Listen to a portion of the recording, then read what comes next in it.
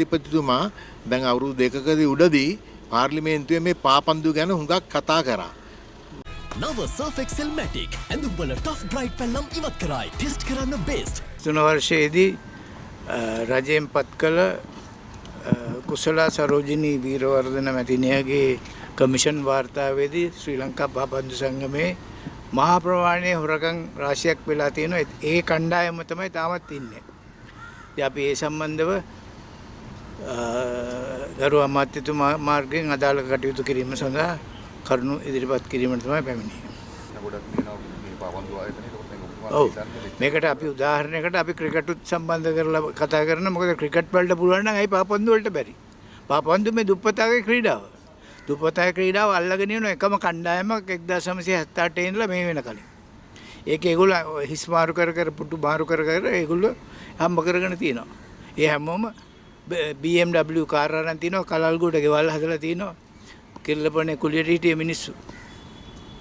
මේක මේ රිපෝට්ස් දීලා තියෙනවද? Annual reports, AGM reports? නැහැ, ඉදිරිපත් කළා නැහැ. හුඟක් තියෙනවා. මේගොල්ලෝ අවශ්‍යතාවයේ මතම ප්‍රමාද කරනවා විගණන වාර්තා ඉදිරිපත් කිරීමට. ඒව නැතුව නැවතත් ආපහු ඒගොල්ලෝ ස්පෙෂල් AGM එකකට කරුණු ඉදිරිපත් කරලා තියෙනවා පවත්වන්න ලබන මාසෙට. මම තමයි මේ ප්‍රමිනියන්ගේ ශ්‍රී ලංකා ප්‍රමිනියන්ගේ පාපන්දු සංගමේ පටන් ගන්නේ ඉන්දියාම හිටියේ. ඉතින් ඒකේ අපි දිගටම මේ ඉන්නකොට හැම ඇමති කෙනෙක්ම ඇවිල්ලා මේ පාපන්දු ප්‍රශ්න කිව්වට කිසිම මේ සහයෝගයක් දෙන්නේ නැහැ. ඉතින් දැන් බලාගෙන යනකොට මේ හරි උවමනා ඒවා අපි ගාව තියෙන ඔක්කොම. දැන් ඒ ඔක්කොම තමයි දැන් සුනිල් මහත්තයා කිව්වා වගේ අපි ඒ වගේ ඉස්සරහට දාලා මේක මේ පාපන්දුව බේරගන්න තමයි අපි මේ මෙච්චර මේ දඟලන්නේ. කියන්නේ ඇමතිතුමා වගේම එයාගේ දෙවෙනි එක්කෙනාවත් හම්බෙන්න මගේ හොඳ යාළුවෙක් ඉන්නවා ඕස්ට්‍රේලියාවේ. ඉතින් ඒගොල්ලන්නුත් ඇත්තට මේ ඡන්දෙට හුඟක් වැඩ කරපේ. ඒගොල්ලන්ට දැන්නට අවුරුද්දක් වෙනවා.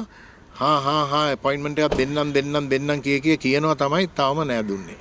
ඒකට ඇත්තට මේ අපි මේ ජීවත් වෙනකන් මේ පාපන්දු මේක නවත්ත ගන්න ඕනේ. මේ අර මේ කියන්නේ මේ කරප්ෂන් කරන අයින් කරලා හොඳ කාවහරි දාගන්නකම් අපි අතාරින්න නැතුව මේක ඉස්සරහට ගෙනියනවා.